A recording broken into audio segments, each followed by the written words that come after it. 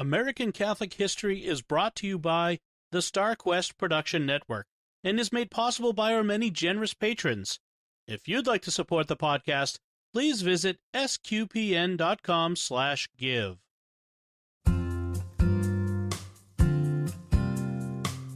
Hello, and welcome to American Catholic History. If you like our podcast, be sure to rate us and give us a review wherever you get your podcasts. I'm Noelle Heaster-Crow. And I'm Tom Crow. Today we're talking about the miraculous staircase of Loretto. This is a rather intriguing story of faith, unexplainable coincidences, and the nature of divine intervention. Yeah, depending on whom you listen to, it's either a case of a miraculous construction project by St. Joseph himself, who worked with heavenly wood, and it still stands only because of the constant intervention of God, or it is just an incredible construction project by a highly skilled carpenter who showed up at the right place at the right time with the right wood and tools, and who was then content to just disappear into history. But even if it's as mundane as the latter version, it's still an incredible sequence of events that must make one wonder just how much of a role God played in directing the carpenter. But the story really is too incredible for mere chance. So let's talk about where and why and how this miraculous staircase came into being. Right. So in 1850, the first bishop of the Vicariate of New Mexico, the Frenchman Jean-Baptiste Lamy, invited women's religious orders to come to Santa Fe to establish a school for girls. The Sisters of Loretto out of Kentucky responded and sent 6 sisters. It was a rough journey, and the Mother Superior died along the way, but the other 5 sisters made it in 1853 and opened their school. 20 years later, they had raised the capital to begin building a chapel. One nice help they had was the presence of 2 French architects, Antoine Molly and his son Projectus. Bishop Lamy had started building his cathedral in 1868, and since he was irrepressibly French, he brought architects from France to build a church that reminded him of home.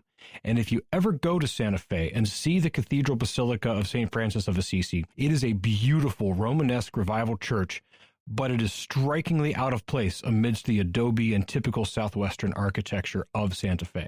The same is certainly true of the Sisters' Gothic Revival Chapel. Oh yeah. Projectus Molly, the son, took on the project of designing the Sisters' Chapel. It includes buttresses and spires and tall pointed archways and stone vaulting and stained glass windows imported from France. The choir loft above the doorway was built a full 20 feet above the floor of the nave.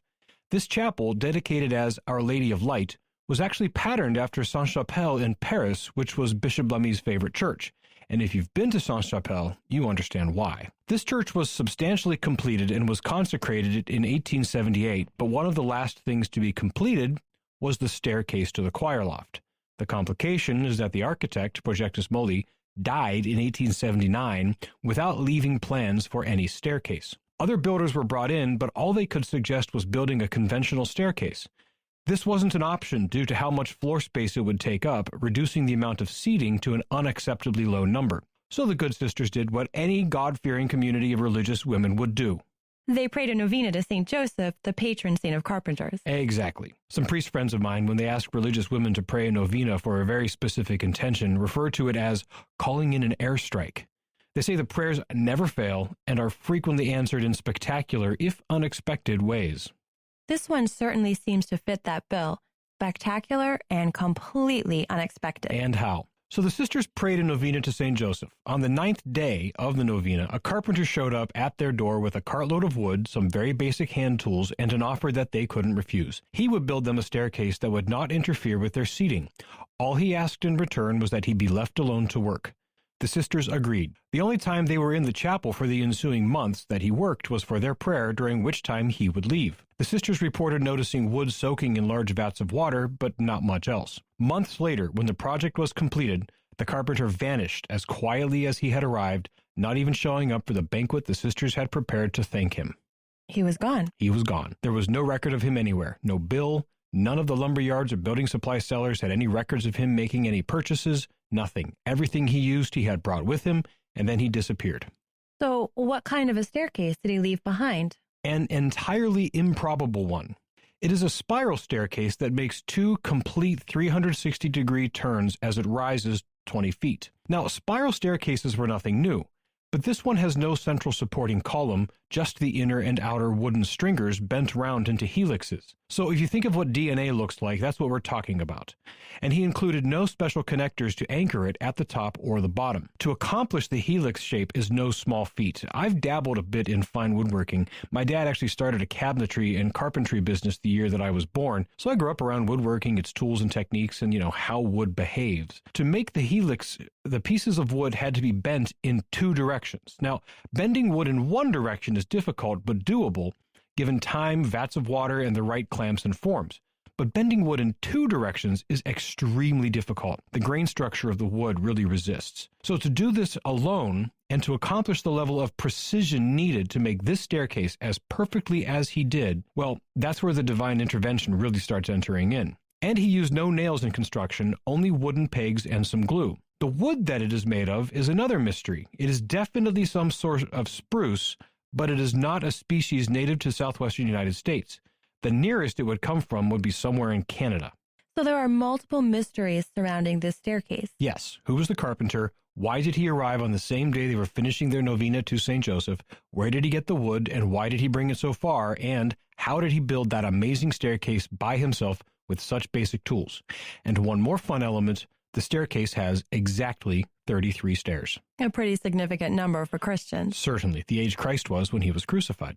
You've already talked about the mysteries of the wood and the construction. Let's talk about the identity of the carpenter. Well, the sisters tried to find out who he was. They put ads in the paper, they asked around to lumberyards and building supply places, but no one had any idea. He hadn't bought anything from any of them. So given the available evidence, the sisters came to believe that it really was St. Joseph, or an angel sent by him. Like Clarence? Yes, angel second class, working to get his wings. Okay, but there is a known possibility of who it might have been. Yes, in 1984, historian Mary Straw published a book that was the result of 7 years of research on the Loretto staircase. In her research, she found an 1881 record of a payment for wood to a man named François-Jean Rocas. Rocas was apparently a member of a French secret society of highly skilled craftsmen and artisans called Les Compagnons, and Rocas had come to Santa Fe specifically to build that staircase with wood imported from France. Rocas then stayed in New Mexico and lived out his days in nearby Dog Canyon. So that may actually explain who the builder was. But even if it was Rocas, and we can explain the physics and construction of the staircase, it doesn't mean that there's nothing miraculous here. Miracles don't always mean the spectacular, unnatural occurrence like the sun dancing at Fatima. No, I mean, what is a miracle at root? Miracles are direct interventions by God into the natural sphere. Miracles are phenomena that defy reason and perhaps the laws of nature to show God's glory. Miracles are meant to inspire or affirm faith. They can be spectacular, but they can also be more mundane. In the situation of this staircase, we have the sisters pray novena, and on the 9th day, an unknown carpenter shows up with simple tools and on his own builds a staircase that would challenge modern builders with modern technologies, and then he disappears. It is possible for a carpenter to show up. It is possible to build this staircase. It is possible for a man to do something without seeking payment or applause. But for all of these to come together in such a manner, well, it just stretches the limits of terms like coincidence and chance to deny at least the possibility that God directly intervened, and thus it was miraculous. And after all, the sisters had called in an airstrike. Indeed they had. An interesting test of the stair's power to inspire awe happened in April of 2018. A convention of the Stair Builders and Manufacturers Association took place in Santa Fe. During one of the social periods, a few dozen stair building professionals went into the chapel to examine and gape at the staircase. Many had their opinions on how it could have been done. Some say they could see French inspiration in its construction and design, but all were in awe and all agreed that it was a phenomenal achievement, especially for its day. Some even went so far as to admit at least some level of divine intervention in its construction. Indeed. About 10 years after it was completed, a handrail was added because some of the sisters were so terrified of using it, many would actually crawl down on their hands and knees. About that same time, a metal bracket was added to anchor the top of it to a nearby pillar, but it wasn't actually necessary and has caused some problems. The chapel of Our Lady of Light and the staircase were in constant use until 1968, when the Loretto School closed down. The other buildings of the campus were torn down, and the chapel was sold to be a private museum and a space for weddings, which it continues to be today. For a long time, it has been one of the top tourist attractions in Santa Fe. still inspiring wonder and awe. You've been listening to American Catholic History on the StarQuest Production Network. If you've been enjoying our podcast, please be sure to give us a rating and a review. To learn more about today's topic, to find previous episodes, and to send feedback, please visit sqpn.com/history. You can email us at history@sqpn.com or follow StarQuest on social media at facebook.com/StarQuestMedia or on Twitter @SQPN. I'm Noelle Heaster-Crow. And I'm Tom Crow. Thank you once again for joining us on American Catholic History on StarQuest.